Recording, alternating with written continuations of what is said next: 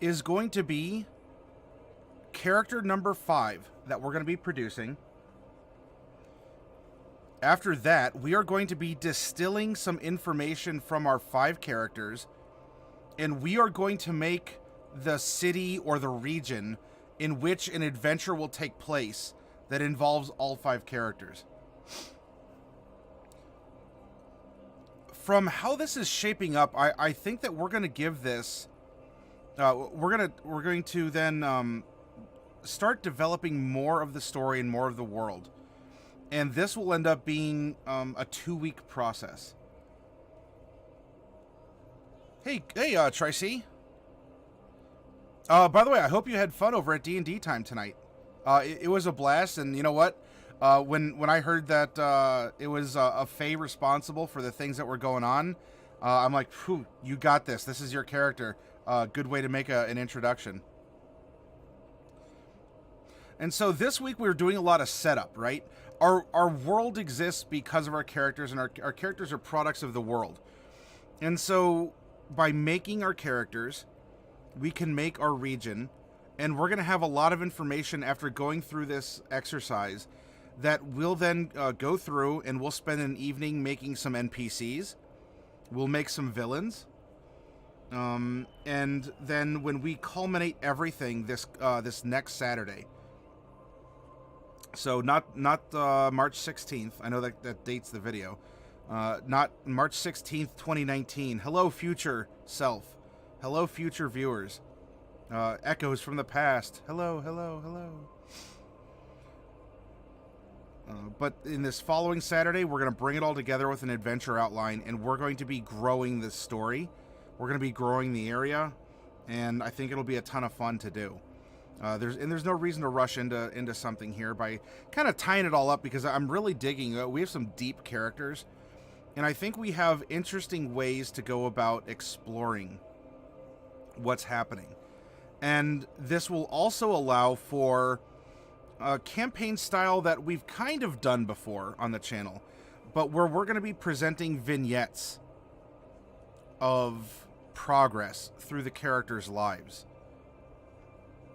Oh shoot, we did a campaign about that a while ago last year. I'll have to try and dig it up. But the concept was the characters were sitting around and remembering the adventures that they had gone on. And so it wasn't necessarily a cohesive story that, lasted 6 months, a year and a half, where, every pace was measured. This style, should the hypothetical you and other players and a DM wish to run it, would be maybe 1 level up per session. And if we do end up taking it to Epic, which we might be able to do with all the things that we've created, if we do take it to Epic, then that is going to be, well, it'll be about 5 months, right? If you play once a week, and every level's a one-shot, because the adventurers are thinking back to the times that they've had, the things that they've shared, the progress that's been made along the way. Hey, Physaris, a salute back to you. That's welcome aboard. Good morning to you, Phi. And good evening to you, Coffee Cat. Yeah, it was a lot of fun, Coffee. And little does anyone know how much role-playing happened up in my noggin with the events that occurred. Because in that session, Coffee, some very interesting and traumatic things happened to the character. Lith, welcome! Great to see you. We're doing well. I was giving an introduction. I was going through and bringing up some concepts to think about, and how, like, the roadmap of what I want to do for this, the roadmap for what I want to do for this this campaign that we're generating.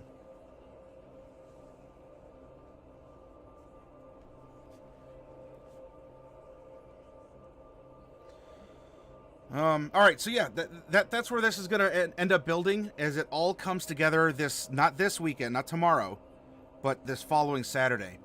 And we're going to go through the process, bread and butter stuff, world building NPC creation, villain. We could even spend a session making a dungeon or two. Because usually when we make a villain, we can put one as sort of like a mini boss or something along those lines that will end up occupying a dungeon. Jedi, welcome, welcome, welcome.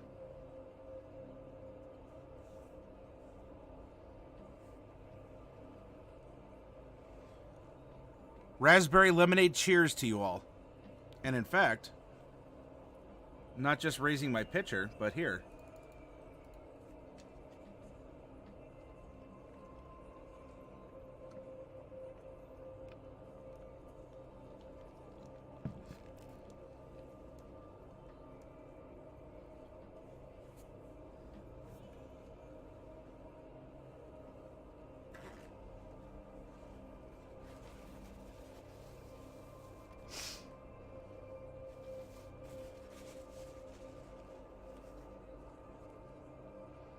Sounds good. I can't be here for too long. You work in the morning, but I have a free week coming up, so I'll be around for the world building. Heck yeah, Lith. Tonight, we're going to make our 5th multi-class character. Then we're going to, in the second part of the stream, we're going to start taking information from the characters, and we are going to make a region or a city or both that are going to be the epicenter for the adventure, however it's going to shake up to be.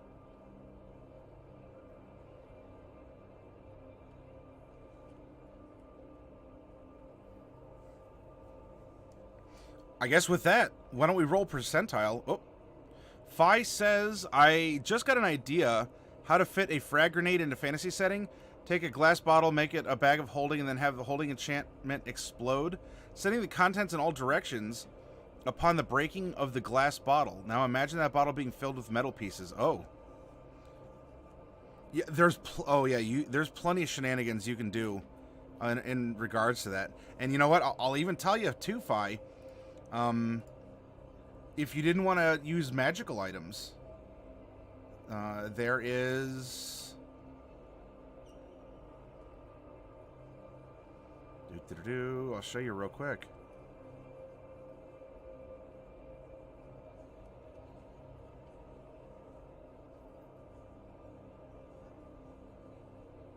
Sorry for the flashing. I hope that's not giving anyone a headache out there. That is definitely not the intention.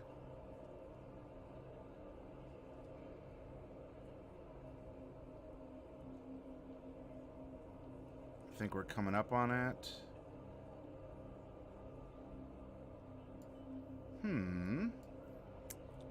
Alright, index it is. Here I thought I knew the general area. Aha, 267.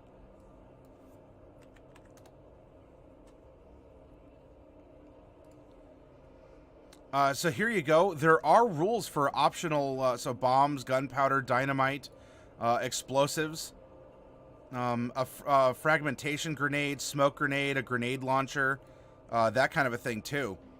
So I'm not going to undermine your clever combo, Phi, because you know what? Sometimes you got to give it that extra flair. Or you might have a DM that won't allow black powder or other gunpowder, grenades, bombs, that sort of stuff. And so you will have to be extra creative in that case. So thank you for sharing that, Phi. I love the concept of creating items or the interesting use of them beyond what's obviously stated.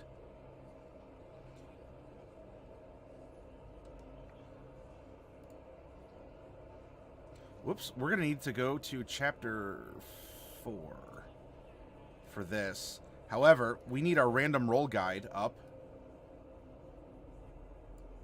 Whoops, come on now, behave.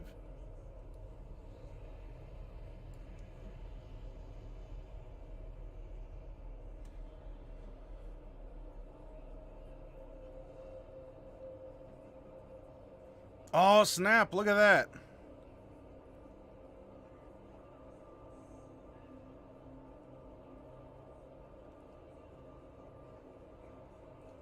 Coffee has a new emote.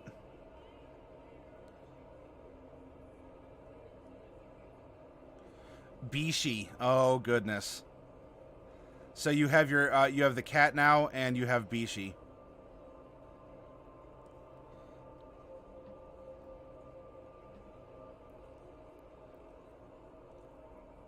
That's great, and congratulations again for making it this far, and you know for getting affiliate and continuing to make progress and moving ahead, Coffee.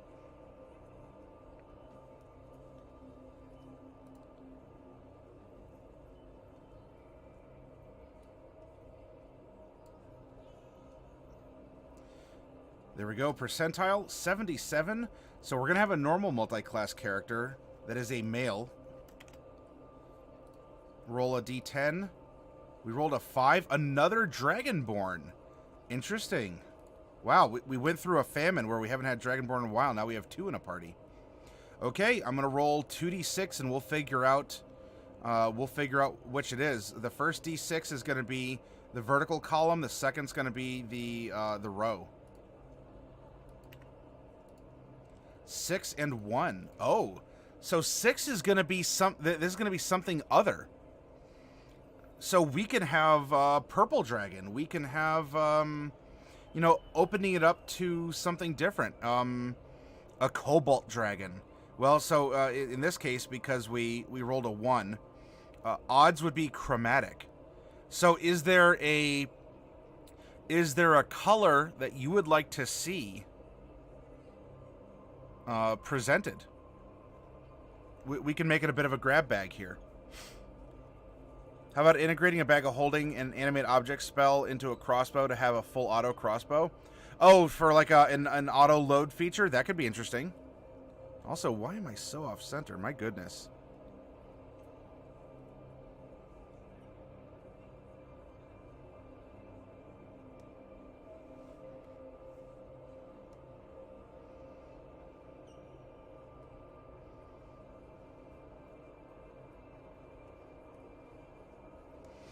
And as for the breath type, well, we have our standard elemental ones here. Now, this is not something in the player's handbook. This is a fun little, I guess, an occasional Easter egg that could pop up. Where what could we think about? What could we think about manifesting for a Dragonborn? A shadow dragon, says Civil Hermit. Coffee Cat says purple sounds cool, and they genetically favor one color over the other. They get that breath and resistance. Make the breath type love, says Phi.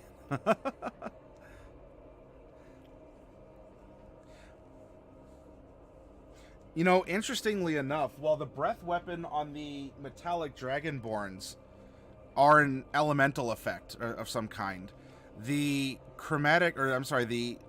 metallic dragons have a stat breath, right? Fear or things along those lines.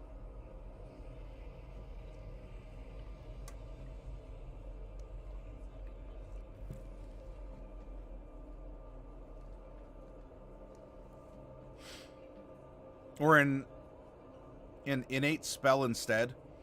At first glance, Coffee, because I have the chat on a smaller monitor. I thought you said an inhale spell. And I'm like, okay, so breath is exhaling. What do you want them to do that's an inhale effect? Can you have 2 colors, black, green, for an acid poison bad boy? By the rules as written in the player's handbook, no. So what I'm considering here, we rolled 6 and then I rolled a 1. So 6 is something other, and then for 1, we're going to make it a chromatic other. And if we want to go purple, well, I mean, purple has a psychic attack if we go by the lineage of a purple dragon. Have them inhale a poison or a potion for the breath to get an extra effect. Pardon. So the closest you could come to having 2 colors, Jedi, by the book, would be what we saw similar to the Dragonborn we made last night, where she was a silver Dragonborn, but the blood of a red dragon flowed through her, giving her sorceress powers. Shadow dragons are a little purple. Their breath is necrotic. We could go, yeah, we could do something like a shadow dragon then, and then they would have maybe a necrotic cone.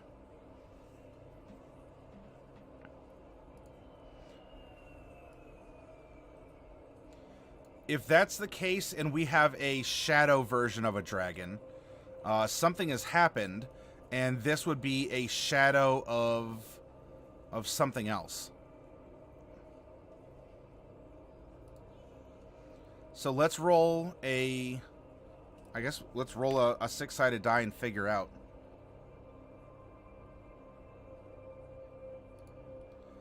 Five. A shadow black dragonborn.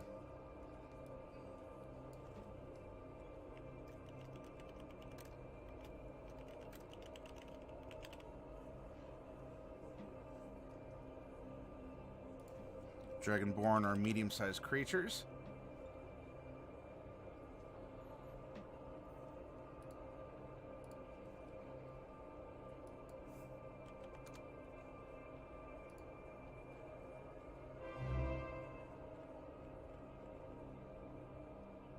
Oh, Lith, thank you.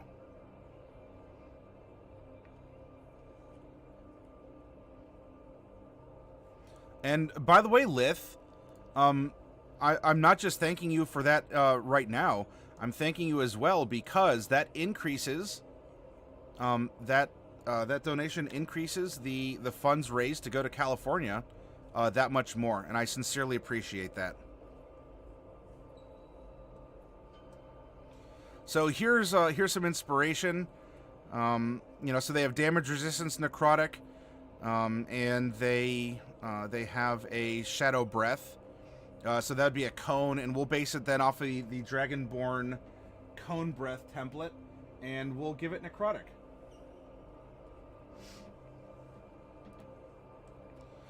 Very cool.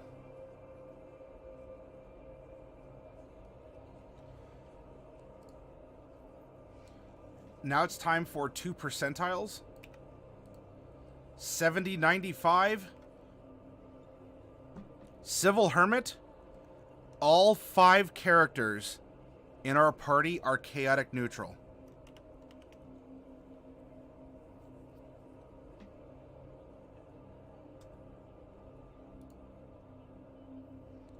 Isn't that something? Now we know that our character level is going to be 16. How we choose to split that up, it'll depend on, I guess, what's a convenient point. Back to the idea of inhaling potions for extra effects. Got an example. Inhale potion of speed. The breath carries a bit more force due to increased speed. Well, so when you're saying inhaling potions,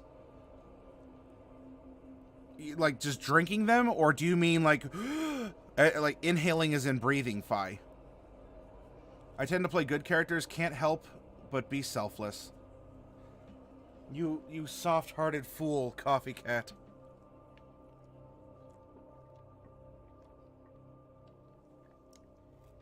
Well, if we get another middle-aged, older, we have a... I think all of this is pointing in the direction that running a campaign of milestone vignettes from the perspective of the characters that are... that get back together, you know, for one last heist kind of a thing. Even Mordecai is on the good line. Oh, just actually inhaling. So not drinking it, but they would actually just inhale the contents. That might be a fun thing to propose in a D&D game. You know, I'm not drinking the effects, but I want the theme of the potion to affect my breath weapon as a Dragonborn. You might find a DM that is open-minded to that. You know, healing potions are you know, common-ish because they're rather universal, but that would be an interesting way to incorporate potion use.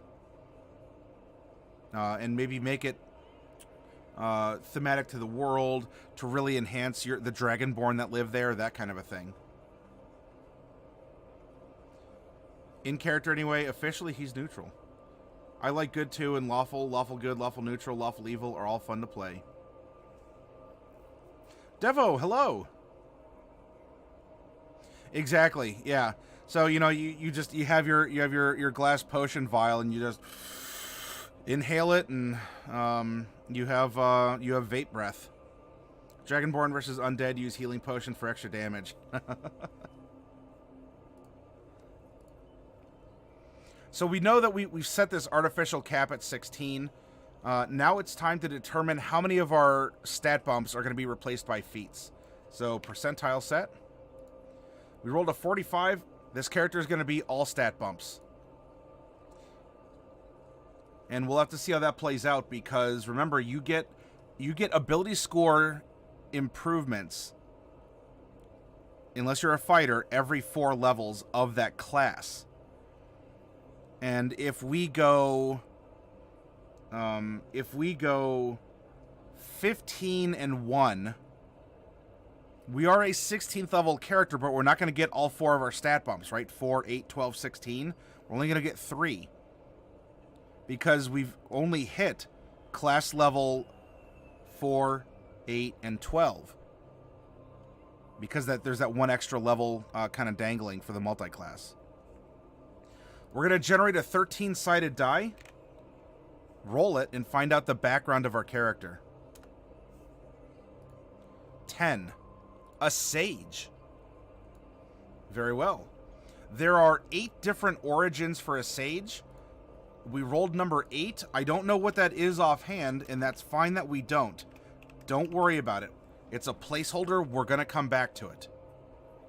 While we're here, let's generate placeholders.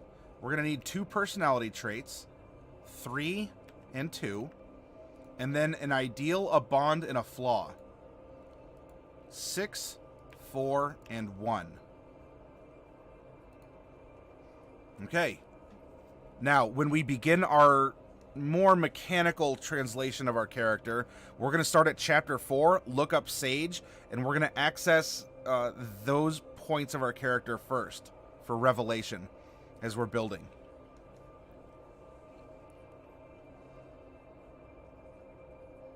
Imagine a character that uses ever-smoking bottle like a vape. That would be interesting, Lith. Also, rogues get an additional ASI too. Fighters get 2 of them, though. Oh, did I miss one on Rogue? Okay. Well, thank you, Lith. Imagine a Dragonborn doing that with the ever-smoking bottle. Instant smoke screen. You guys have some amazing ideas out there.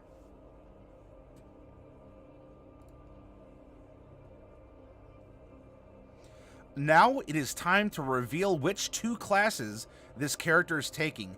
I'm going to roll 2d12s, and we're going to... the first number is going to be the main class. The second will be the secondary. And as an artificial like a barrier or a guide we're putting out for ourselves, the second class cannot be higher than the first. Our character started off as whatever, and then decided to splash into something else. Now, we can split the 16, 8, and 8 if we wish. I'm fine if it's a 50-50 blend, but I want to make sure that we're focusing on our primary class if it comes down to it, and we're favoring that as a part of this character's direction. We've made 4 awesome multi-class characters so far, and I have no doubt that whatever interesting combination of class and subclass we're going to get is going to develop an awesome character with depth and rationale and morals and well, we'll find out, I guess. I do remember some cool resources out there somewhere that involve using pipes instead of potions for magic effects. Yeah, so it would effectively be something like, you know, the potion is vaporized and you can inhale it. Although in this case, it'd be like a flavored tobacco, right? And so the tobacco is steeped in, like, I don't know, cherry juice or something. And so when you would smoke it, you would get the flavor of the cherry mixed in with that, and it'd add to the smoking effect. And so that could be very interesting, Civil. I have the habit of taking modern combat utilities and reinventing them in fantasy. Fine, there's nothing wrong with that. I mean, your frag grenade idea with a bag of holding, it's on there. And that's why I brought up in the DMG that there are rules for it. So if you needed inspiration or you needed a base from which to work, it's there if you weren't aware of it. And if you were, well, I certainly wasn't meaning to patronize you or to talk down to you there. But for other people out there who say, oh, that's a cool idea, maybe they never knew that firearms, grenades, and bombs, and even antimatter rifles, antimatter rifles are in the Dungeon Master's Guide.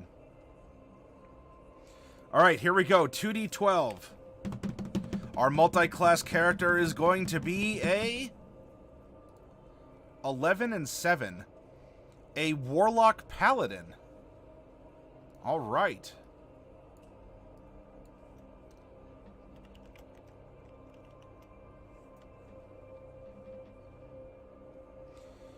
For each of these, I'm probably just going to have to come down here.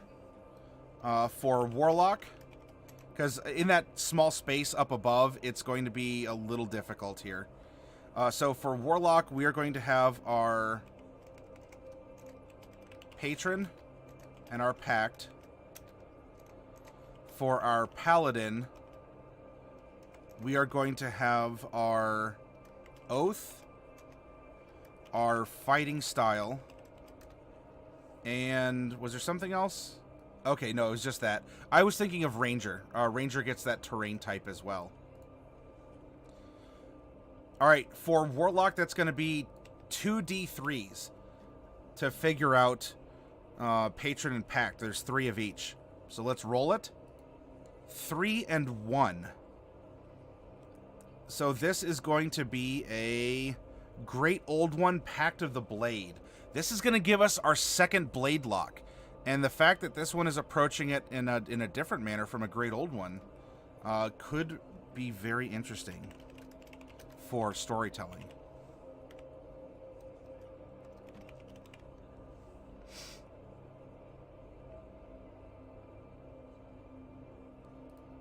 For the Oath, there are 3 oaths, and then we'll roll a d4 for the style, the weapon style, or the fighting style. Let's go down to 1d3 and roll it. We rolled number 2, Oath of the Ancients. Well, we have a Great Old One, right? Although Oath of the Ancients is more fey, but we can definitely work with this. In fact, maybe that's how we ended up getting this shadow black Dragonborn.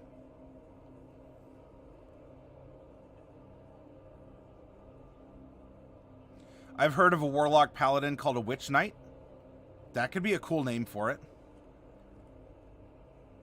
Coffee, yeah, I enjoyed it. And I hope that I'll get the chance to interact with her in future future play sessions. Warlock Paladin work really well and are fun to RP. Lots of subclasses from the two blend together in interesting ways. Yeah, because the Oath could be a further manifestation of the Pact. The character I named my Twitch account after is an Archfey Warlock / Ancients Paladin. Well, that's cool. If you want to share a story about Lith as the character, you're welcome to do so here. I love reading about your all's your tales from the tabletop.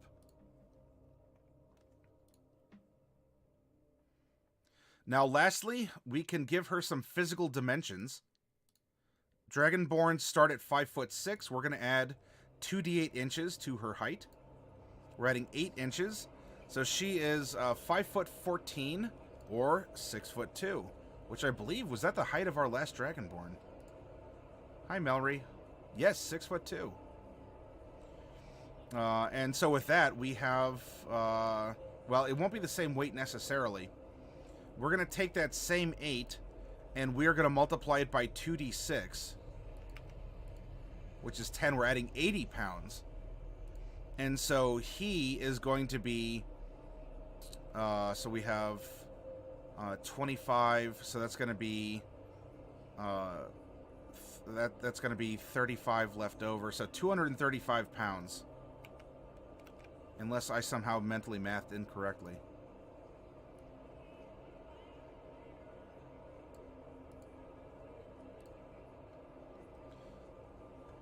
And lastly, we're going to roll a percentile set to figure out how old he is. So far, we have had 2 middle-aged characters, at least for their race, they're middle-aged. We had an ancient character. Ibayak is ancient for a halfling. He's defying all expectations for a natural life. And Melry is old for a Dragonborn at 68. Let's roll and find out how old this character is. We rolled a 78, which is we have another middle-aged character, almost in the age range of being old. So we have a middle-aged Dragonborn here. That is going to then be between 51 and 65. We're going to generate a 15-sided die and roll it. 1. Okay, so just over the hill at 51 here, I guess. Middle-aged 51.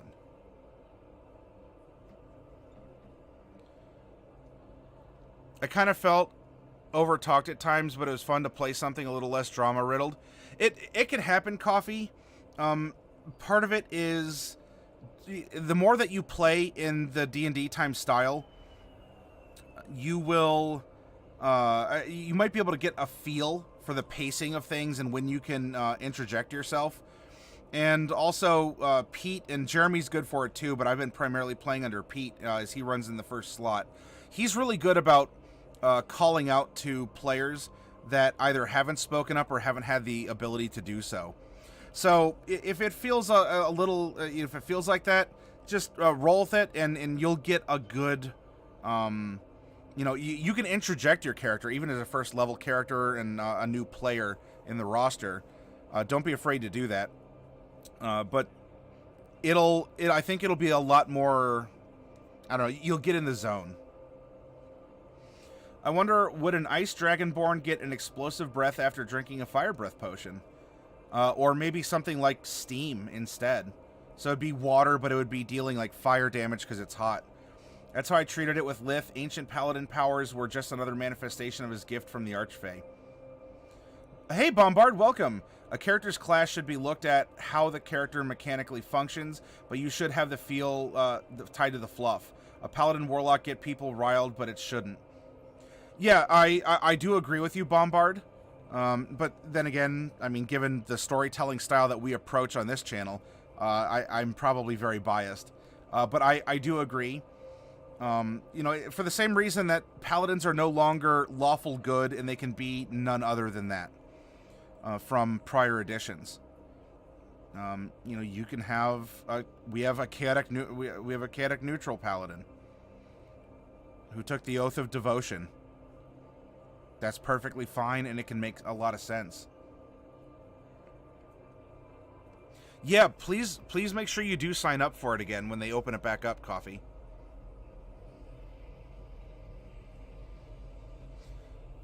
Cool. So we have our random aspects. We have our placeholders for this Dragonborn in place.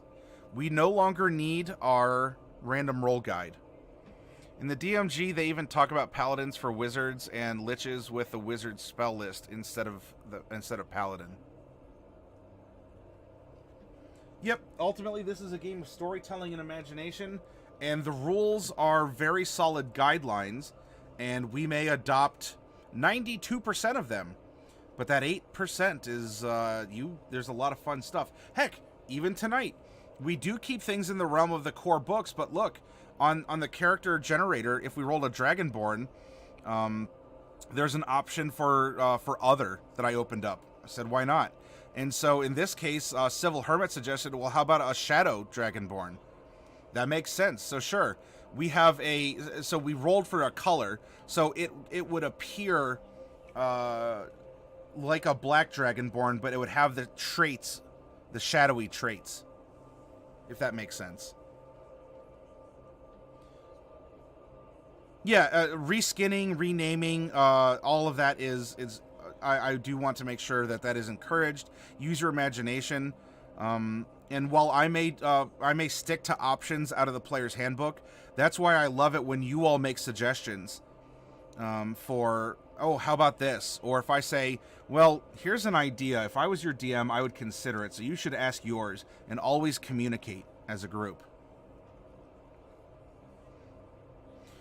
Okay, now class, get your player handbooks open. Chapter 4. It's time to start building this character. And we rolled Sage for the background. So alphabetical scrolling, and Sage is here on page 137.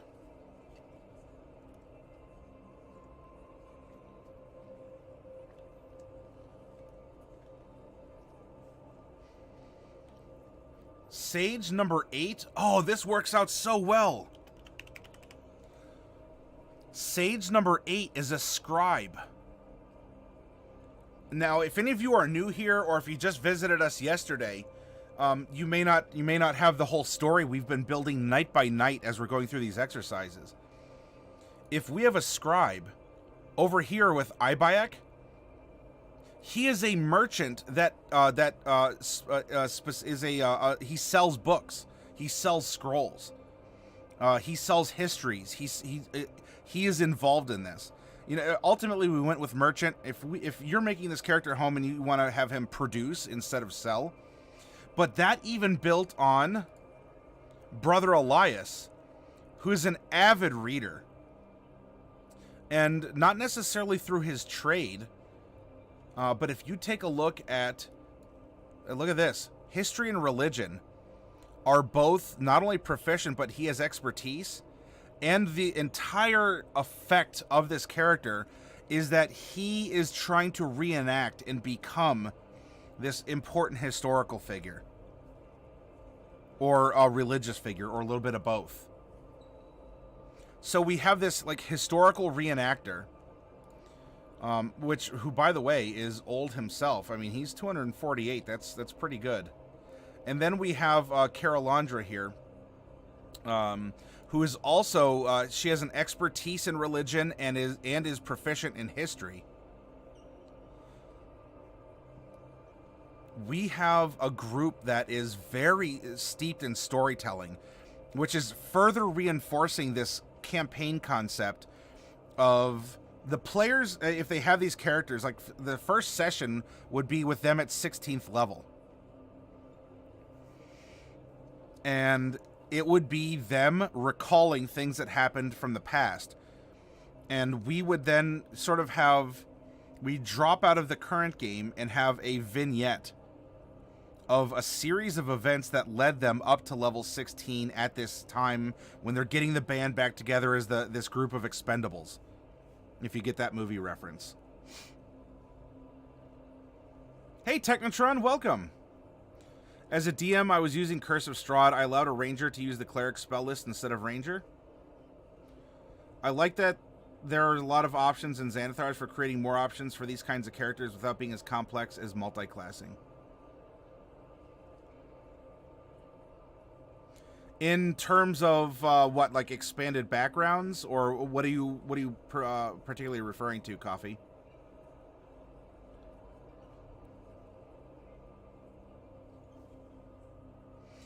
And so now this comes around with bada boom. Look at this. So we have some like history chasers. We have some reenactors. This has worked so well, and I want to reinforce everyone. This is all randomly determined. There's no manipulation of the stats here. I fill in a number and I hit a button. There's no special coding. If you hit exclamation point dice, it's going to take you to the same website that I use for the dice roller here. Hey, Nicolix, welcome. Sounds like they could all be connected by a particular book that fell into their hands. Yes. Yes, I do believe so, Nicolix. Oh, creating a Warlock that's a healer? Oh, right, with the Celestial Pact?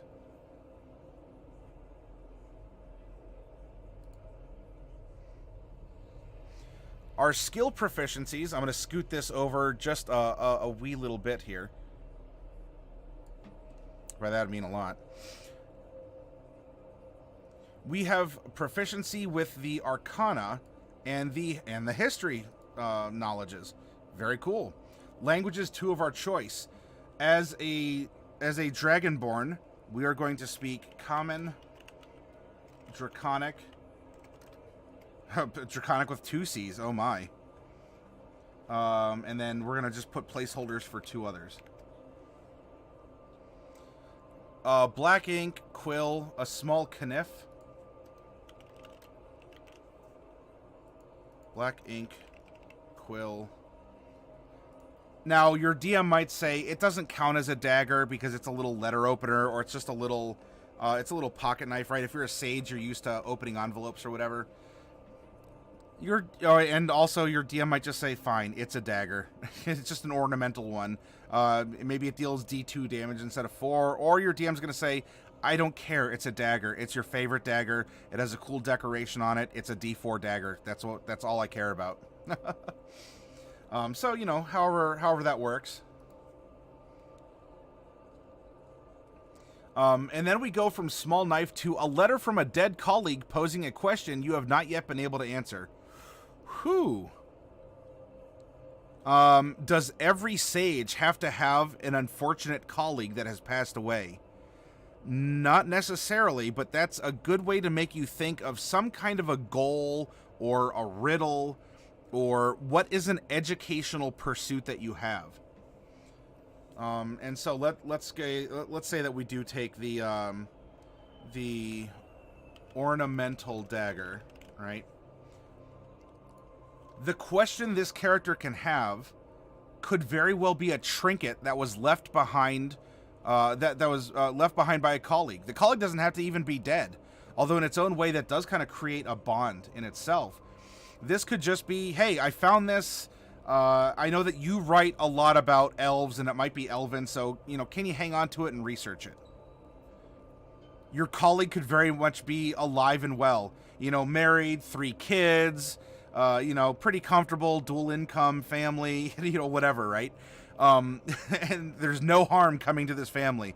We don't have to start off with tragedy, especially not when we have Carolandra. Oh my goodness. Or,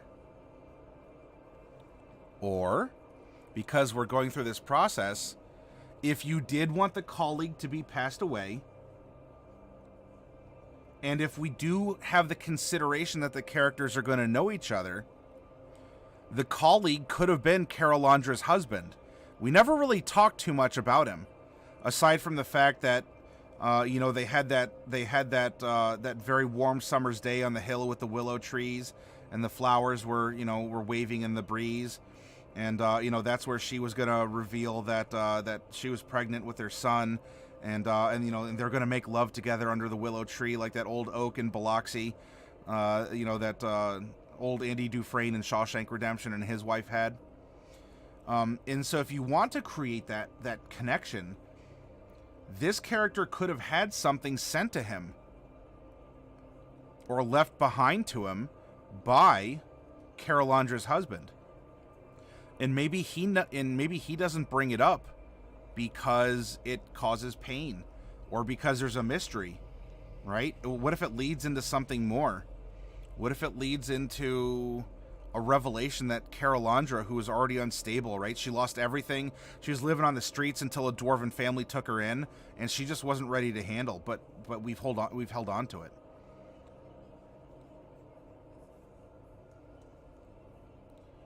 Technotron also going with Pact of the Tome. You can get some stuff with Warlock. Yeah, you can do rituals and things like that. Maybe the Necronomicon, says Nicolix.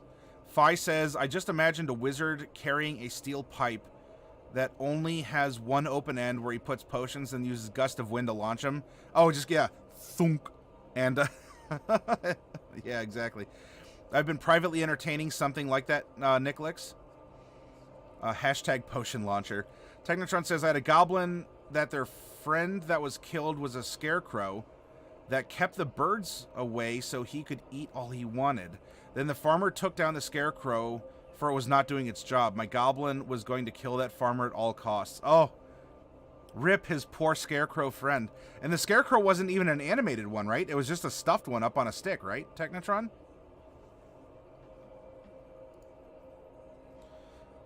All right, our background feature is Researcher. When you attempt to learn or recall a piece of lore, if you do not know that information, you often know where and from whom you can obtain it. Usually this info comes from a library, a scriptorium, university, etc., so forth. Your DM might rule that the knowledge you seek is secreted away in an almost inaccessible place, or that it simply cannot be found. Unearthing the deepest secrets from the multiverse can require an adventure or even a whole campagna. Imagine this group of historians collectively discovered the machinations of some agent for a god forced of tyranny or oppression. They work to defeat this being's efforts only for it to vow its return. So the group begins training and preparing only to learn of the danger again after 50 years. Civil, yes, I think that's where this campaign is going. And it's completely organic and wonderful and natural in that capacity. That's why if we start in media res, I think it's in media res is how you're supposed to pronounce it. They're level 16.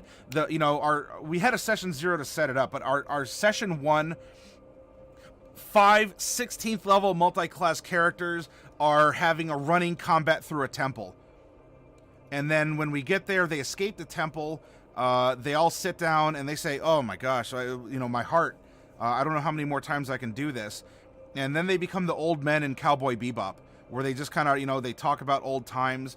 And then we interweave the progression of level 16 to 17 with vignette milestones of them reaching, level 2, level 3, and so forth, which would allow them to build their characters level by level all the way up until 16, where then they hit 17, and therefore, by the conclusion of the adventure, they're actually epic level characters. And if we return to these characters at a later point in time, we will then have their final epic adventure, and we've learned everything that we can about them because of the way that this was set up. And even doing this in once a week, where they leveled up very quickly, this is still like 6 months of our IRL time play. Imagine, okay, yeah, I'm sorry, that was being repetitive there. All right, personality traits. Let's find out who our character is. Personality trait number 3. I'm used to helping out those who aren't as smart as I am, and I patiently explain anything and everything to others. And number 2, I've read every book in the world's greatest libraries, or I like to boast that I have.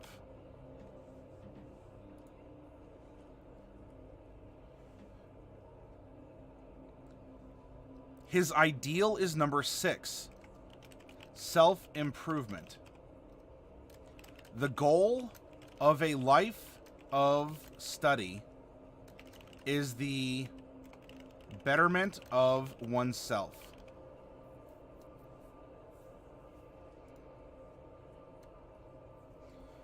His bond is number 4. My life's work is a series of tomes related to a specific field of lore.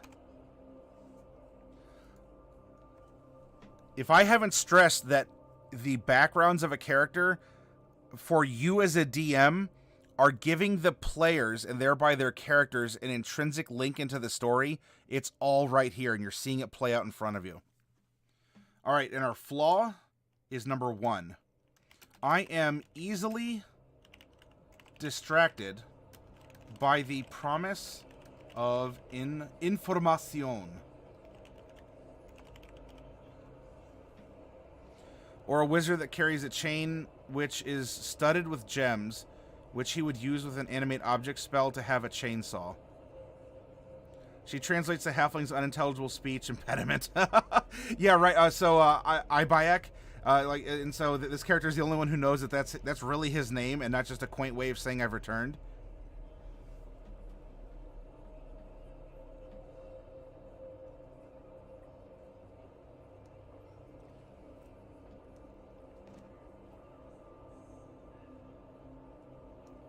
There's a cat off screen I'm petting right now because she's being absolutely beautiful and wonderful. And she deserves some scritches. There we go. There we go, huh? Yeah.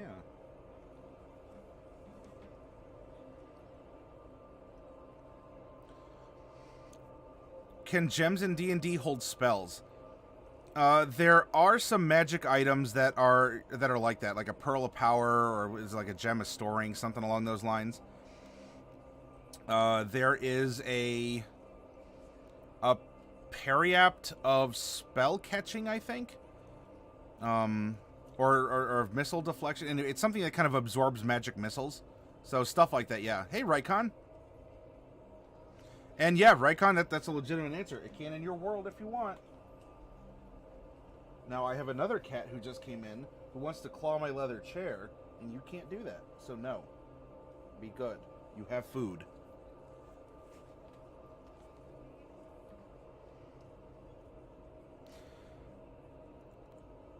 What I'm getting here is a character that I think intelligence should actually be his dump stat. Because we have someone who is constantly asking questions and is constantly seeking knowledge. Now, yes, the sage did give us arcana and history. That's fine. Because that's the focus of his study. Doesn't mean that he studied everything else generally. And so, I want to remind you all of that. It's fine to have proficient skills in a dump stat. It means that you're just super focused on that particular field. But then we have him going and exploring, and he finds this great old one, makes a pact, and there we go. And not only makes a pact, but then swears an oath on top of that.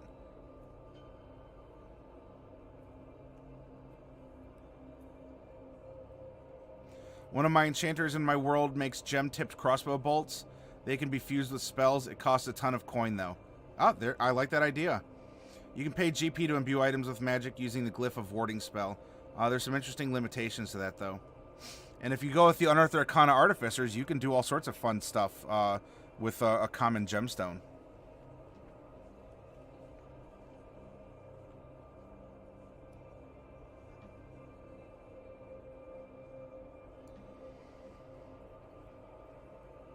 All right. Middle-aged Dragonborn. A black Dragonborn, but specifically a shadow, because we rolled into that. Kind of mysterious.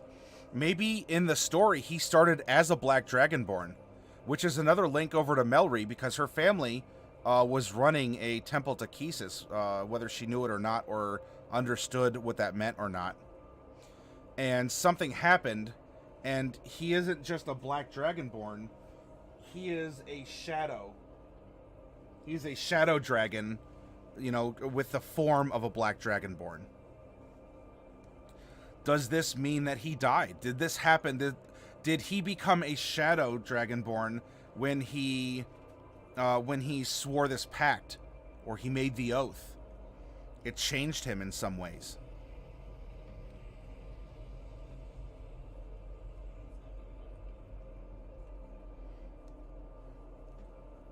You want to come up and see people? All right, yeah, that's fine. This is an option. As long as you're not being a varmint, that's all I care about. And I also want to just jiggle your belly. There we go. Because you have such a soft belly, and I can't help but jiggle it. Cat bacon.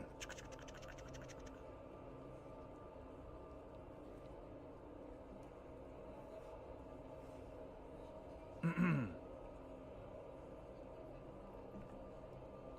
going to sleep. I've not been sleeping well the past couple days. All right, Coffee. Hey, thanks for hanging out. It was fun playing with you over at D&D time. And sleep well. I'll see you around. And if I can catch you streaming sometime, I definitely will.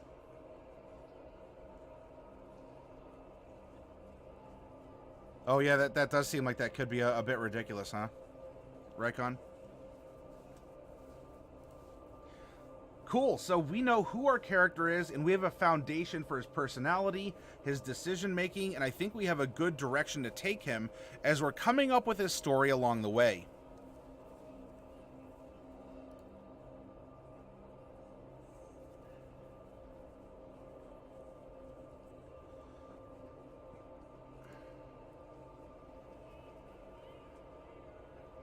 That can happen in the Shadowfell. We can, if we want to use that for inspiration, we certainly may. Might stream tomorrow since I didn't all week. Yeah, I would look forward to it. Coffee, if I can catch you, I will. Make sure to post it up on our Discord. So speaking of, let's go to races, and let's go to Dragonborn, and find out what this is going to get us.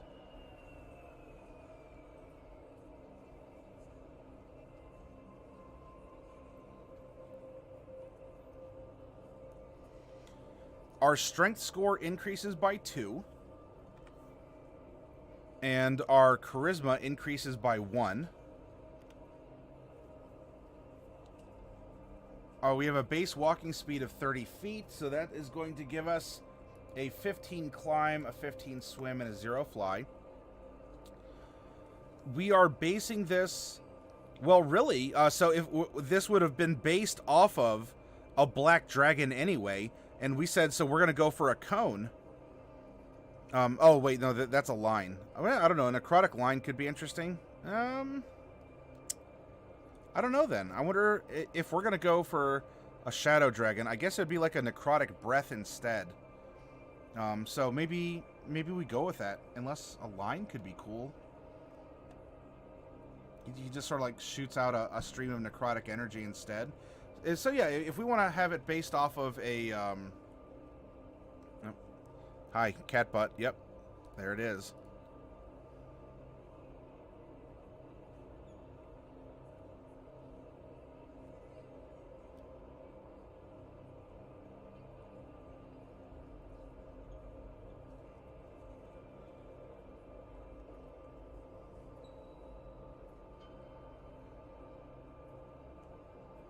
Instead of its normal original type.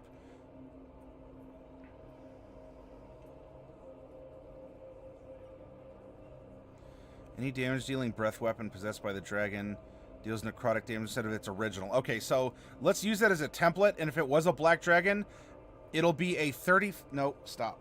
No, there's not enough room for you there. Come on. You're definitely not a kitten anymore. So he's going to have a necrotic line. Oh, well, thank you. Okay.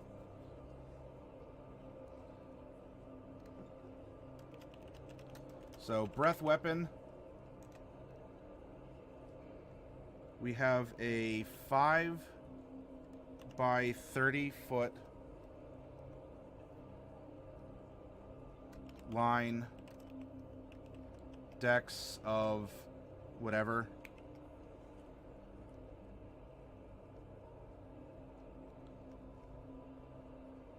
And as we are 16th level, it's 5d6.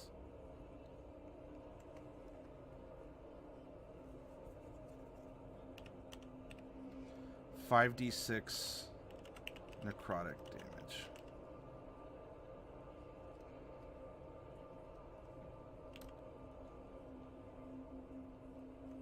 Half on save.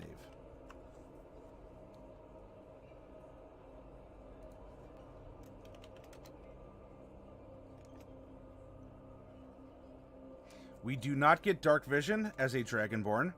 But we are going to get damage resistance to the type associated with our ancestry. You know, your DM might say, well, your body could still be that, so we'll give you acid resistance, but you're breathing necrotic. Or, just to keep it simple, we are breathing necrotic, we'll get resistance to necrotic.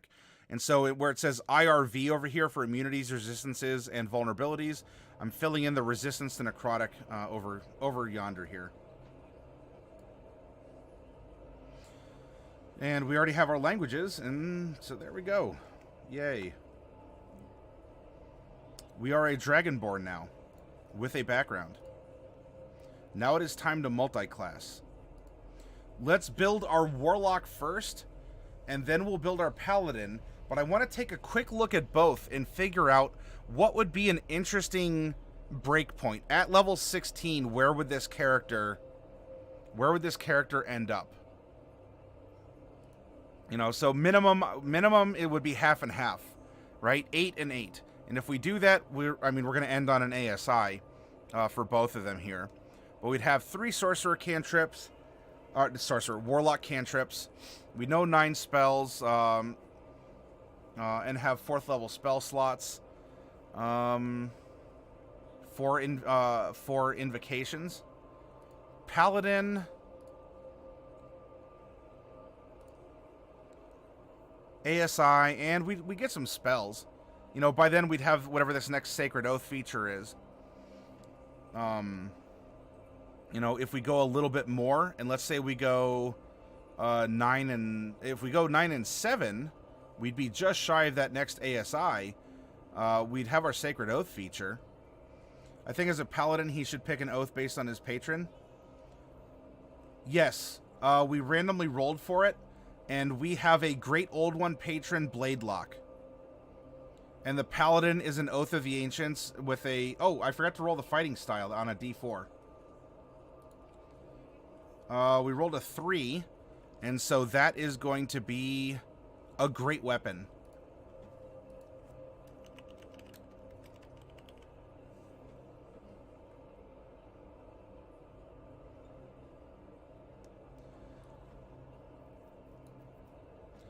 Maybe Evelyn? Maybe.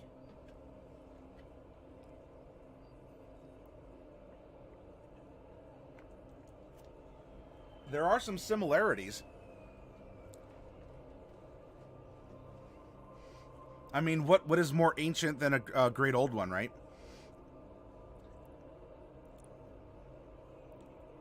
Ah, but they are supernatural because what if they made nature?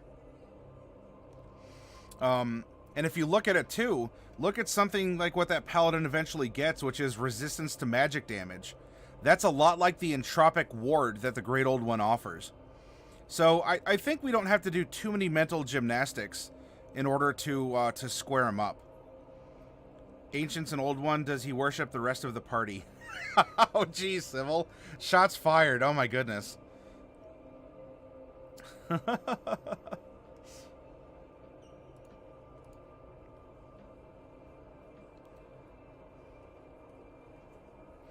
What would be a good split here?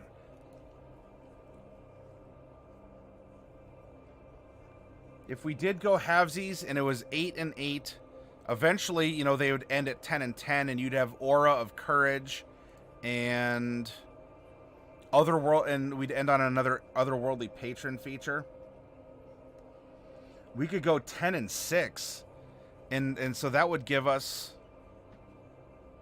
Ooh, or we could dip a little bit ahead. What if we went 11 or 12 in Warlock, and then we dipped a little bit into Paladin? So we'd get a Mystic Arcanum, or an Arcanum, depending on how you want to pronounce it. And we would get the ASI off of 12. That would give us 4 levels in Paladin. That would land us on an ASI. We'd have our Divine Health, our Sacred Oath as well. Our fighting style, some spellcasting, Divine Smite, Divine Sense, and Lay on Hands. That could be an interesting mix. A 12 and a 4.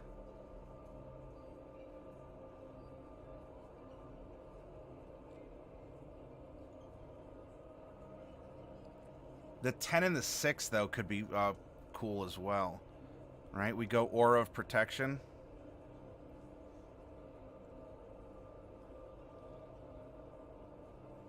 What's his personality like? I'm used to helping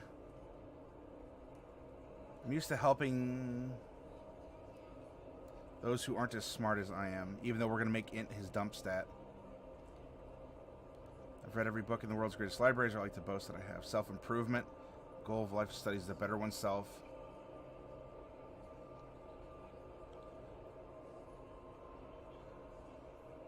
I think 12 and 4 might be a good way to go forward. What if the goo was created by an ancient that went renegade? Hey, there you go, Fi. The ancient oath isn't about old things, though, as far as I know. If anything, it would line up with the Archfey. Yeah. We did bring that up earlier, where, you know, it's the natural order. The Fey is, I mean, the Feys aren't necessarily natural themselves, but we associate fairies with, you know, forests and fields and very naturey things, you know, beautiful summer days in the wonderful lands of Lorwyn. Summer vacation will never end. There's an adventure around every hill. And that's when, you know, that's when Shadowmoor happens. And suddenly the entire world goes dark and very scary.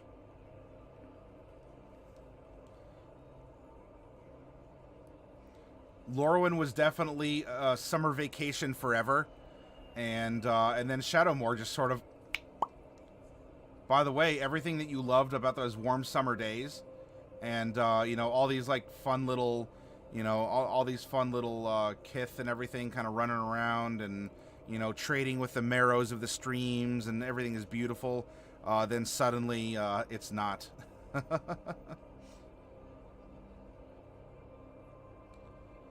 Yeah, Ivalon, yeah.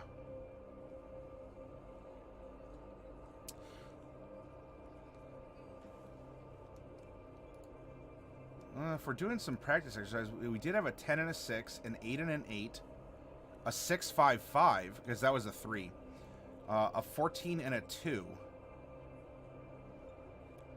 So I think we'll go 12 and 4 for this split.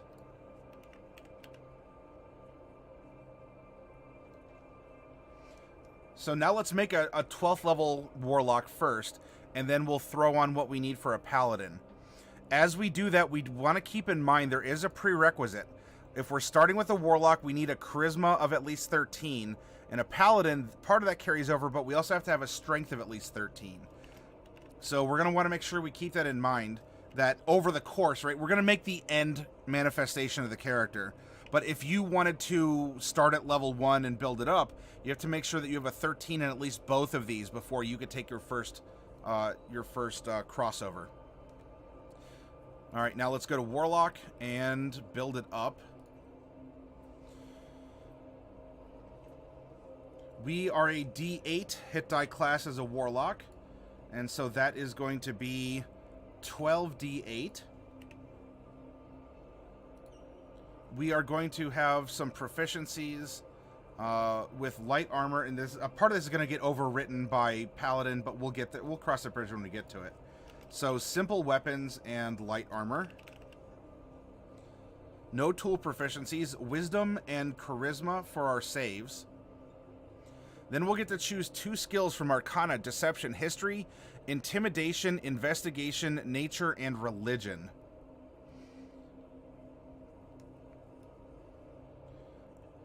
Used to helping those who aren't as smart as I am. I've read every book in the world's greatest libraries. I like to boast that I have. Self-improvement. The goal of a life of study is the betterment of oneself. My life's work is in a series of tomes related to a specific field of lore. I'm easily distracted by the promise of information. Warlock Paladin. He is in pursuit of info. Very much so as a sage. I really am thinking about giving him intelligence as a dump stat, but I'm almost demoralized to do that now. Despite having to make sure that we split his stats between strength and charisma.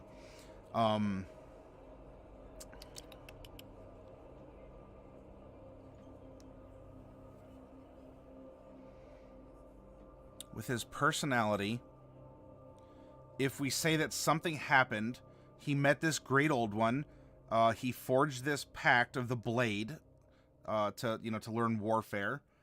And something happened that turned him into this shadow black dragon. Dump his con. Oh, sure. You know what? We haven't had a con dump character in a while. That could be very interesting. Almost like a Raceland, right? He traded power for his health. And yes, he's a paladin, but I mean, he's a warlock. He has some paladin in him, but that's fine. And so, yeah, we could break his health. And have that be exchanged for the gift of knowledge. I like that, Ivalon. Yeah, so there's the 10 types, right? So it's really just like a 5, and then you go odds or evens. But on the character generator, I left it open, so if we rolled a 6, it would be other. And Civil Hermit said, well, you know, why not a shadow dragon? Oh, sure, that makes sense. Let's do that. And then, of course, we got Warlock and Paladin, where you're swearing oaths and all this otherworldly stuff is influencing you, and it worked out well. I'm on board with the int dump, says Civil. Well, so Civil, what about Ivlan's idea of shattering his health in exchange for the lore and the information? And if that's the case, then we can give him, geez, we could just give him, if he has History and Arcana already,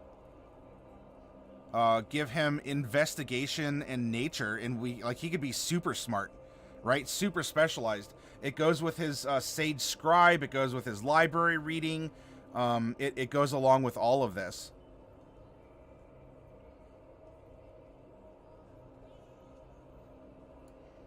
I think he has, for a Dragonborn, he has his snoot in the books and papers.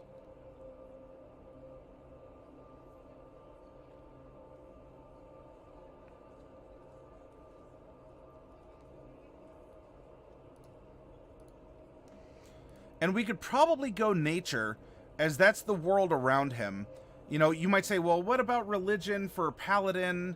Or what about nature? Or I'm sorry, what about religion for, you know, something else? Well, we have other people in the party, and I don't want to try and I don't want to try and meta the skills, because we're making independent characters who've made life decisions on their own.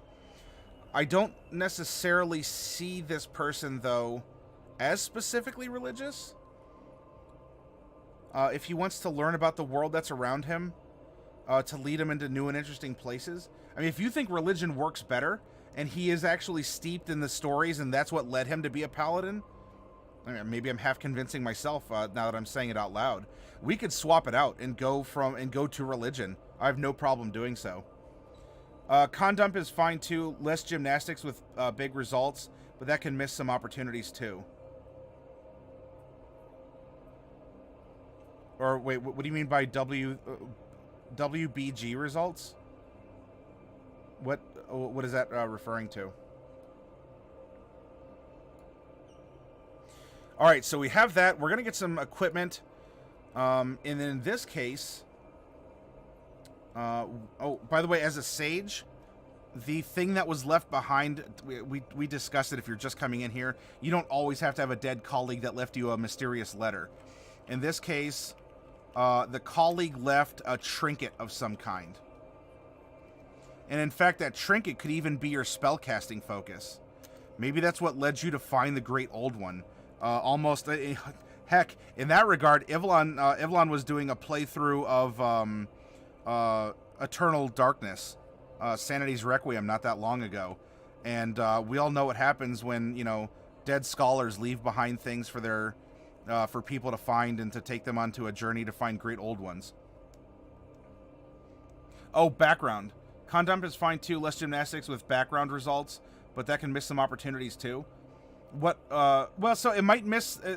So an opportunity if we go con dump could be the breath weapon.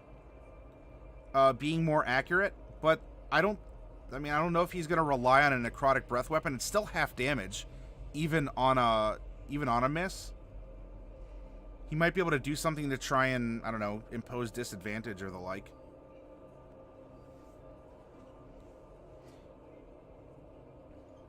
And so this could even be the spellcasting focus as well as something that was left behind that sent him on this journey. So actually, with that, let's take a quick look at equipment and determine what trinket has brought him down this path. Here we go. Roll a percentile set. We rolled a 57. An indecipherable treasure map. An indecipherable treasure map.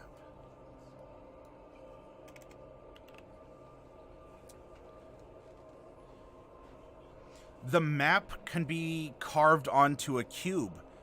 It could be, I don't know, tattooed into preserved leather. Hopefully it's not human. So something here, an indecipherable map, led this person on this journey, right? As he solved the puzzle box. Heck, the map could have been the puzzle box, and when he opened it up, there's a great old one inside, instead of a Cenobite. Arguably better?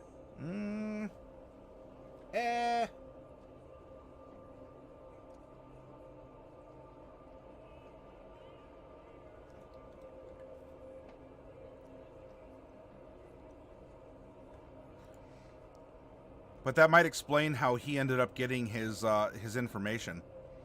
All right, back to Warlock. Sorry about that. Light crossbow. Arcane focus. A scholar's pack for sure. These people are going to be... This party's going to put Volo to shame. Oh, scholar's pack isn't a weapon. I guess it could be. An improvised weapon, you just bludgeon someone.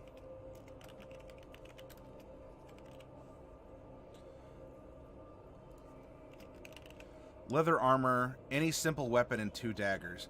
So you have our ornamental dagger. That was a small knife that we get as a sage. Again, your DM might say, no, it's just a little pocket knife. It's like 1 point of piercing, or it's a D2 or something. Or it's just ornamental. There's nothing really to it. But we'll put dagger X2 if we don't want to dull our ornamental one. And then any simple weapon. So we have a light crossbow, an ornamental dagger. What would be something... He's definitely going to be a strength warlock. What would be... Probably something thrown. Like a javelin. Javelin could be almost like a walking stick as well. Throwing hammer. We'll put a javelin. Ultimately, at level 16, are you going to have a javelin? Probably not. So I don't want to spend a tremendous amount of time on the starting gear for the characters that we're making. Okay, Pact Magic. We're going to get Eldritch Invocations.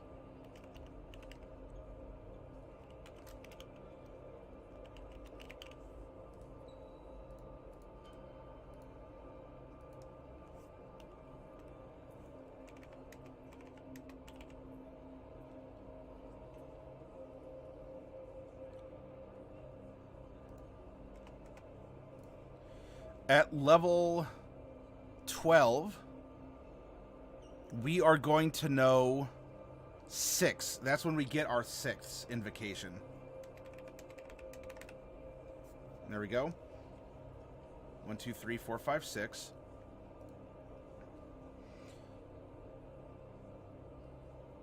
And we will also get a Mystic Arcanum, or Arcanum. Level 11, your patron bestows upon you a magical secret called an Arcanum. Choose 1 6th level spell from the... Okay. So that's going to be... Mystic Arcanum. And we're going to just put that on our spell sheet here. That is what we're getting for being a Warlock. We're going to get some cantrips. 4 Warlock cantrips known. 1, 2, 3... Our spell slots, because this in multi-classing this is different, as we discovered last night. We are going to know we're gonna have 3 spell slots of 5th level. So Warlock, 3 spell slots.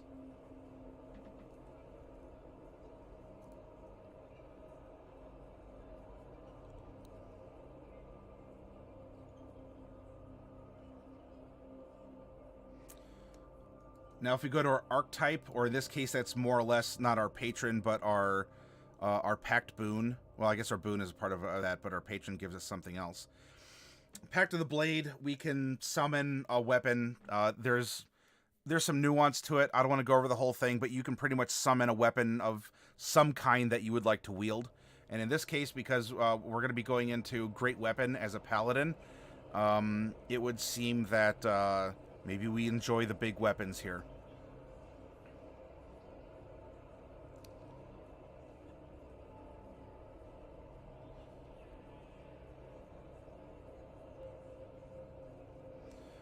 Archfey, the Fiend, the Great Old One. We're going to have an expanded spell list. Remember, this is not like the circle for the land druids, or your domain as a cleric, or your oath spells as a paladin. These are not guaranteed spells that go against the spells that you know. These are options that you can take for your spell that you would normally learn otherwise than what's presented on the Warlock spell list. Our archetype is going to give us Awakened Mind. This is, I think, for someone who's questing for knowledge, which, by the way, is going to give him a very awesome bond to Carolandra. In fact, maybe at some point in time, as we're weaving these tales together, you know, he helped her find answers. But, of course, her journey led her in a different direction with the knowledge domain as a cleric. Anyway, Awakened Mind. So we get some telepathy. And we're also going to get Entropic Ward.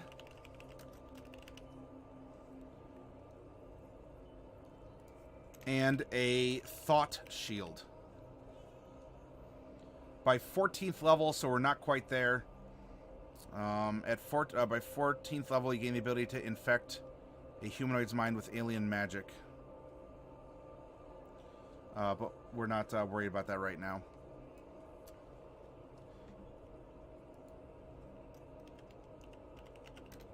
Our Warlock class. So this is going to be Paladin class. This is our Warlock archetype and Paladin archetype.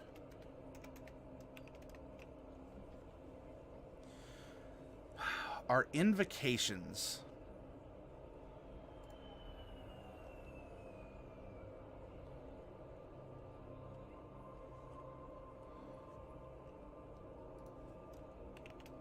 Level 2. Level 2. We get our third at 5. 5, 7, 9, 12.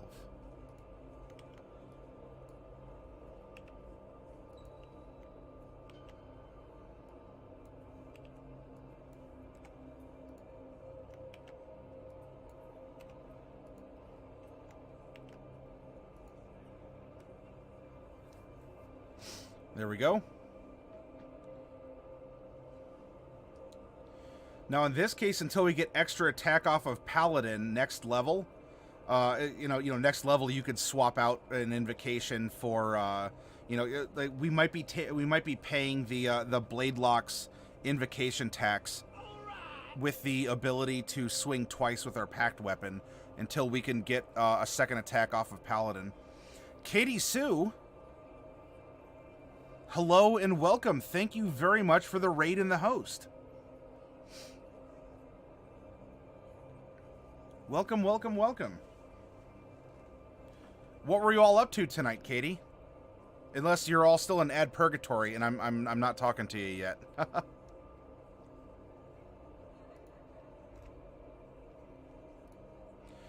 What would he take now? He's in the search for answers. He wants information. He's just digging it up. Well, I think Life Drinker could be interesting. When you hit a creature with your packed weapon, the creature takes extra necrotic damage equal to your charisma modifier.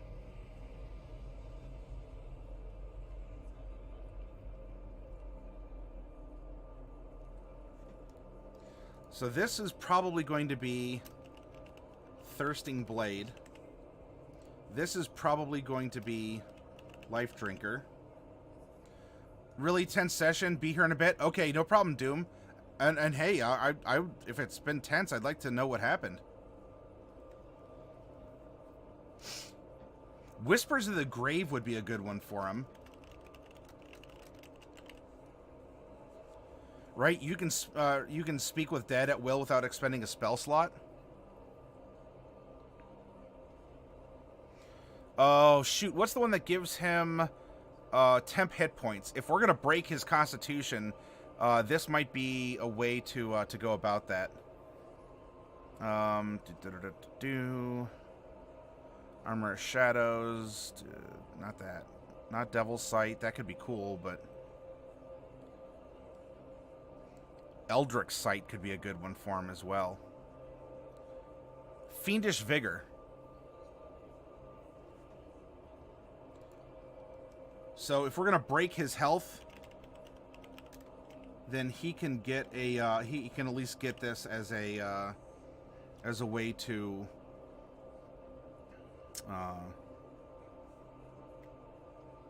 maybe make up for it by the grace of his new patron, as a reminder in some way.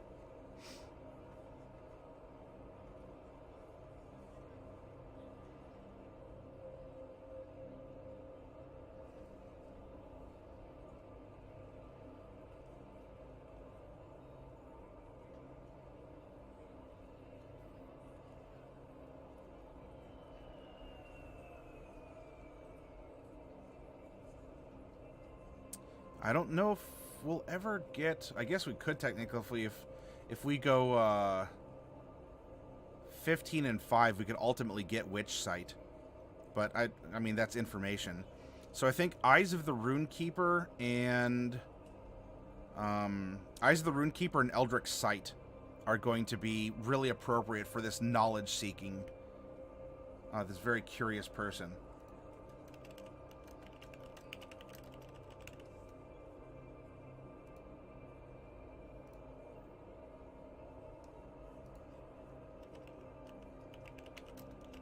There we go. Now, presuming, and it's not going to be difficult to do, that we're going to get a 13 strength and charisma. I mean, look, we're a Dragonborn, let alone the random rolls of Warlock Paladin. Let's go to Chapter 6 and take a look-see at what we're going to get for multi-classing into Paladin. We're going to get proficiency with medium armor and shields and martial weapons on top of what we already know. So weapons, simple, martial, and armor, light, medium, and shields.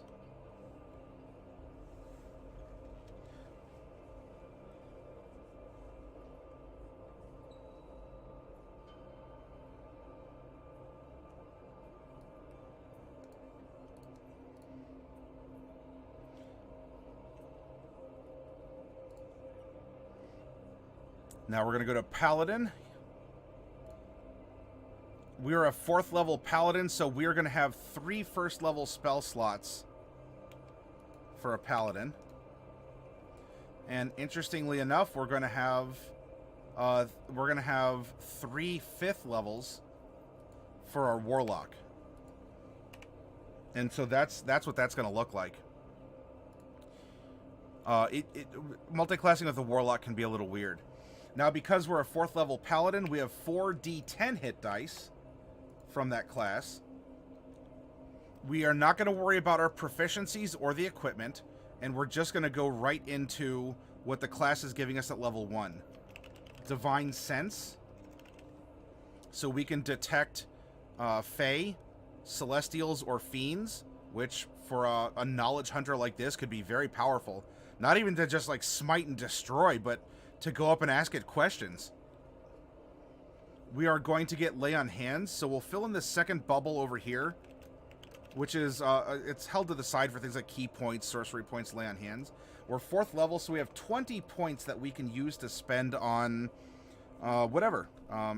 We can cure hit points, we can cure diseases and poisons with it.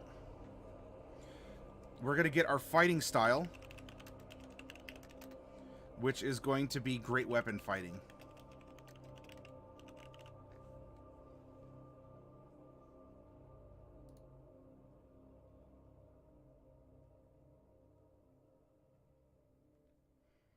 We are going to get spell casting, but we'll cross that bridge here when we get to it. We are going to get Divine Smite and Divine Health. And not an extra attack. We're not high enough yet. We're not high enough yet for that. For our Sacred Oath, then, we're not Devotion. We are Ancients. And so we are going to get some Oath spells. Oath and Oath. Ensnaring Strike. And Speak with Mammals. Not high enough yet to get Moonbeam and Misty Step.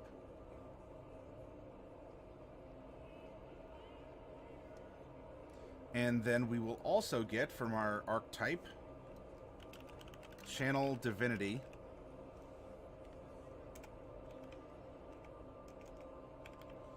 We'll have two options here. Nature's Wrath.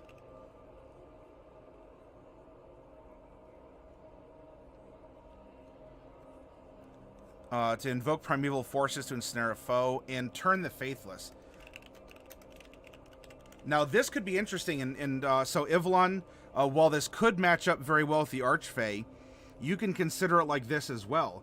So we have the Archfey, we have the the Dark One, or whatever the demon patron is, and then we have the Great Old One.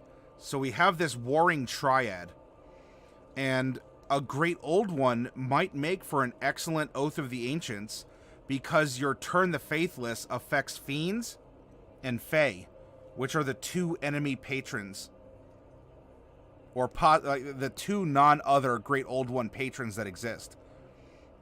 And so as an agent of a Great Old One, you have the power to turn aside the Fiends and the Fey that are presumed to serve your two rival magical patrons. And we're not high enough yet for Aura of Warding, so I'm not going to worry about that. Then a couple other notes as we go. Warlock, and then / Paladin. Spells prepared for Paladin are going to be our Charisma modifier plus half our Paladin level.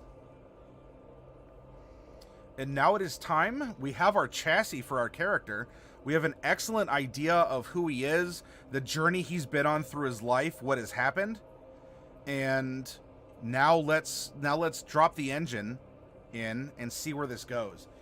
So we're going to use the standard array, 15, 14, 13, 12, 10, 8. I think we said shattering his constitution is going to be for fun and profit. So we'll put the 8 there. As a Blade Warlock, I am seeing probably a higher strength up front. So if we do the 15 and the 14, that's going to guarantee that even at first level, we could multi-class as soon as second. Then we could put a 13 in intelligence.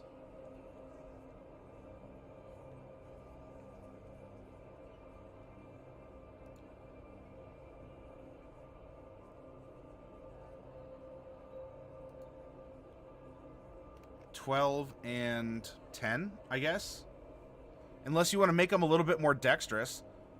I mean, if he's so obsessed with finding knowledge, making him a low wisdom could be interesting. It would make him more reliant on things like his entropic ward, because he's not just, automatically super wise to spell resistance. I don't know. I'm fine either way. So if you have a suggestion, if you say, no, this character is definitely... let's put him with a higher dex because of, I don't know, he's traveled a lot and he needs to be limber. I don't know. But we can make his wisdom a little bit higher, and I'm fine with that as well. Or if you want to put his wisdom at 13 instead. Right? So he's super specialized here, but his overall intelligence is lower. We could do that too. Right? Do that. Then put his intelligence down to a 12. I'm fine with that. We could play around. So we're definitely going to meet this. We don't need to worry about anything special here. That's going to give us a 15 charisma and a 17 strength. Now we are going to get 4 ability score improvements, ASIs or stat bumps. Every time you get that, you get +2 to 1 stat or 1 to 2 stats. So ultimately, we're looking at 8 points that we can drop into our scores with the natural cap of 20. Whoop, our charisma. There we go. I accidentally deleted something there. Alright, I think we can round up our wisdom and our strength with our first one.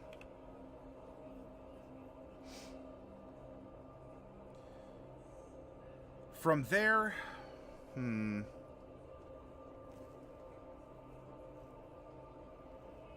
He'll have some Warlock magic to use. It might be a good idea for him to be able to, you know, you don't have to have like super optimal. Like, especially look, if we take Ensnaring Strike or Speak with Animals, those just happen. Those aren't necessarily spell attacks. Ensnaring Strike, I believe, goes onto a weapon attack. Speak with Animals is just that. Plant growth, protection from energy. You know, if we ever got that high, we won't, but that just sort of happens. So he may actually end up taking some Warlock spells that maybe don't require the highest charisma. Armor of Agathis, Arms of Hadar, Comp Languages, I think could be a huge one for him. Expeditious Retreat. So we might even just be able to keep him as a a 14 charisma, 14 wisdom here. You know, then put another 2 points into strength. Like, he's definitely he's big there. So if we do that, that's 4 of our 8 that we've put into his character. We have 4 more points.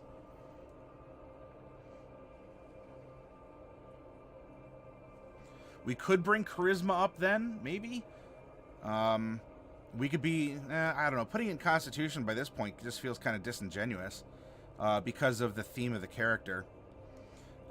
If we wanted to, we could raise his dex a little bit so that he has some defensive options, and so he doesn't have the largest health pool, but he can, maybe he can try and take less damage by being a little bit more nimble. I don't know. If he is... what's his personality again? Self-improvement, goal of life. He reads books. Could bring his intelligence up some. I don't know. What do you all think? We have 4 more points. And we have a character who is definitely a book nerd, though he is quite swole.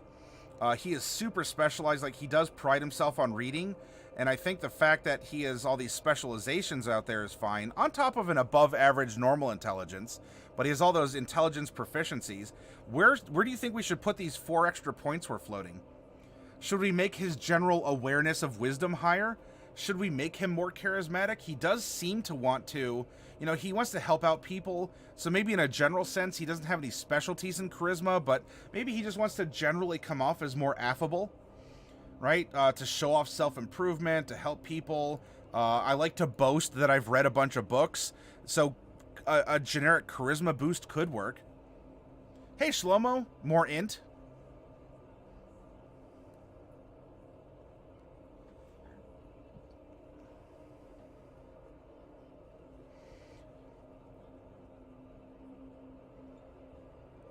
If we did bring up charisma, that would increase the number of paladin spells that he would get too.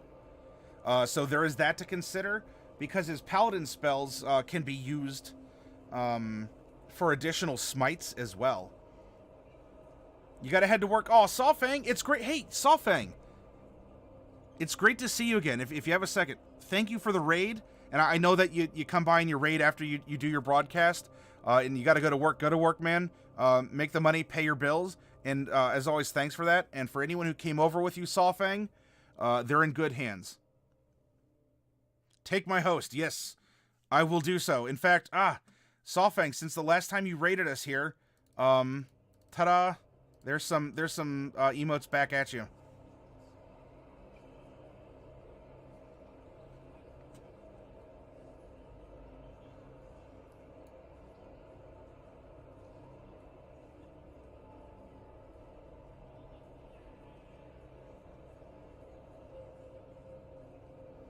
Maybe we split the difference and goes 16 and 16.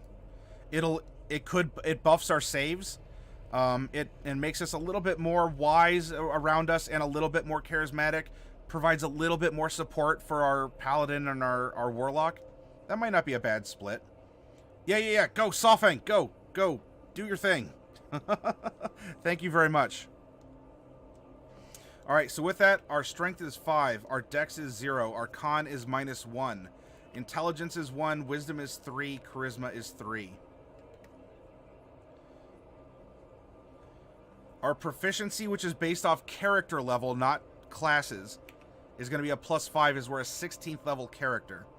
Our passive perception is going to be 13, as that's 10 plus our perception modifier, because if we go through and do this, everything except our save is going to be a 3, and that's going to be an 8. And for charisma, it's going to be the same.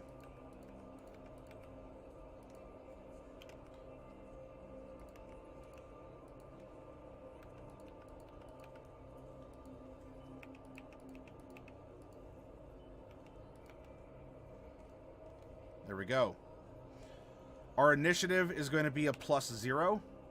Our armor class, I mean, that's going to depend on what we do and what we take. Yes, strength 20 is a monster.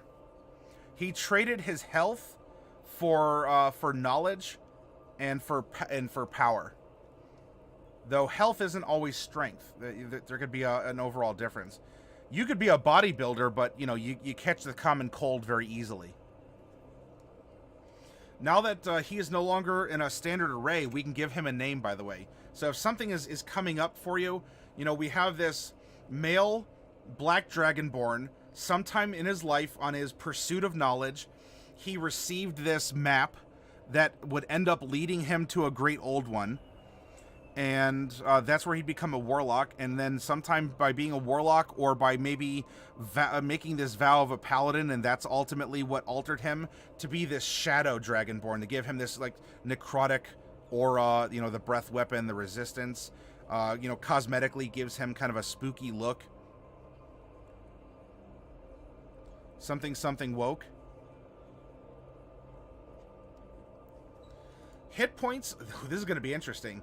So at first level, you get 8 hit points as a warlock. Then for our other 11 levels of warlock, we're going to get 5. That's half plus 1 of your hit die. And we have 12 levels. So that's our 12 levels of that. Then for our 4 levels of paladin, you get half plus 1. Your first level of paladin multiclass, you do not get the max. That's at character level 1. You get that. So that's going to be 4 times 6. Then for all of our levels, in this case it's going to be a minus, because you are going to get, well, I mean, if we go, let's just stick with math. It's going to be your all levels of 16 times your con modifier in hit points. And so here is the math for a multi-class character.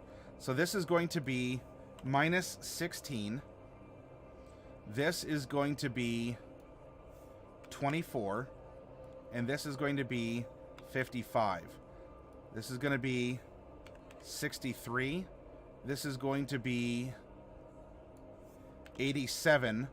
Minus 16 is going to be 71 hit points at level 16. Hey, Diadems, welcome.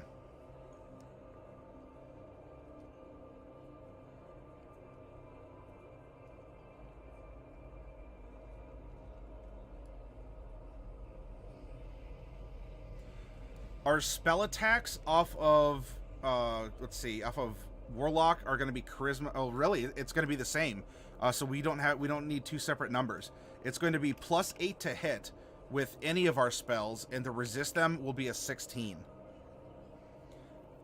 Could be easy to kill, Shlomo.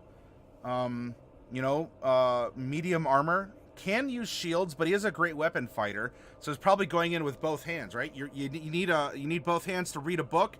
You need both hands to be effective in combat with a weapon.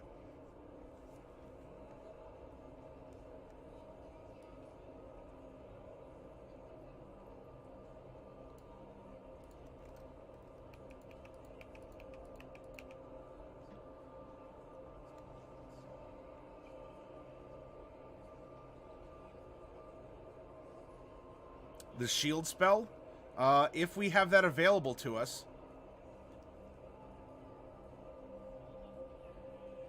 Warlocks.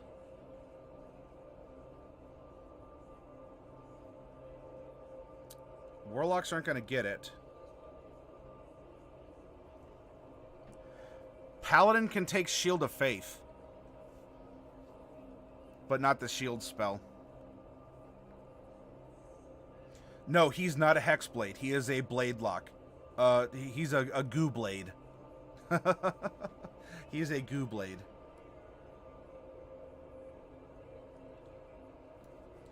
Spellcasting ability is going to be Charisma for both.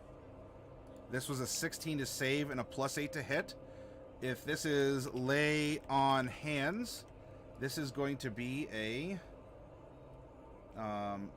20, because we're 4 levels. 4 times 5 is 20. We've used 0.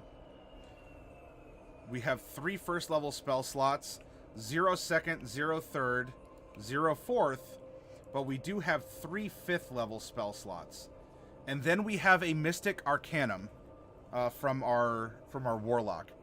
So let's go back and take a look with Warlock. If we do the standard, if you just take the spells as you get them and you don't change it on level up, which is an option here, we have at level 1, we are going to be getting 2 spells. And actually, I should say, well, I would never mind. I don't want to confuse things. We'll get back to that. There's level 2, 3, 4, 5, 6, 7, 8. Level 9, we go from 9 spells to 10. But at level 10, you can see we still only know 10 spells.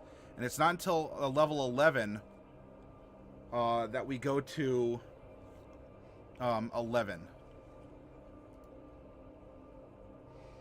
And with the Mystic Arcanum, a magical secret called an Arcanum, choose a 6th level spell from the Warlock spell list. So this is our that is that spell that we learned, but it's called a Mystic Arcanum because it's not a it doesn't consume a spell slot, but it is once per day, right?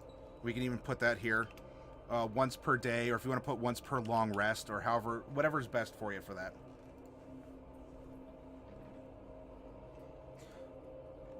Now for spells prepared for our Paladin, that is going to be our Charisma modifier of 3, plus half our Paladin level of 2, so we can prepare 5 Paladin spells on top of the 2 Oath spells that we're receiving. And those can be for any level that we have spell slots.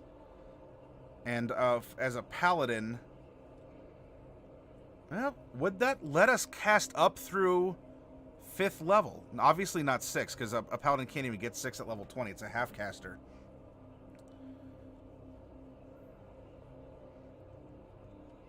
But that, I think that could allow... Oh, Civil, that's the name that you're throwing out there? His name is Dekei. Is that a first name, last name? Does someone else have that?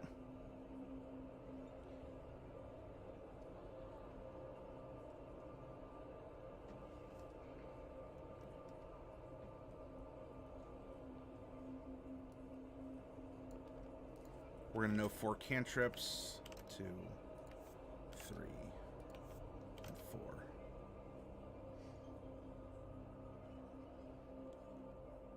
Oath of the Ancients, Shlomo.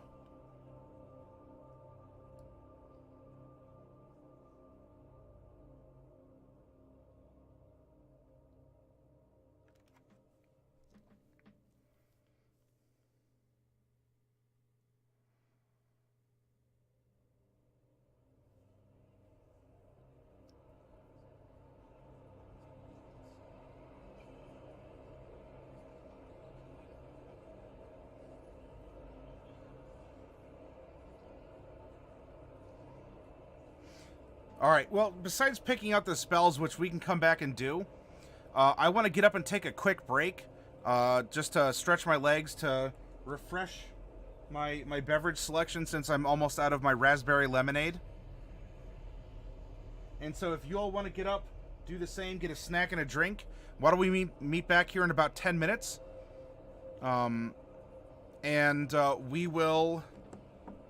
We'll take the information... maybe minus the spells here, but that's fine. You're playing Oath of Redemption right now. It's quite fun. Our power gamer was like, says that no, that's bad. Well, I mean, so, you know, a power gamer is a power gamer. If you're having fun, Shlomo, you're winning the game. Regardless of damage output, if you're having fun, you've already won the game. Although I know I'm preaching to the choir about that. So, yeah, let's take our break and come back, and then when we do so, I want to extract some information from our character sheets, and I want to start building the city and the region in which this takes place. And I think that this process is going to be very easy because of everything that we've discovered about our characters. So I'll see you back here in about 10 minutes, everyone.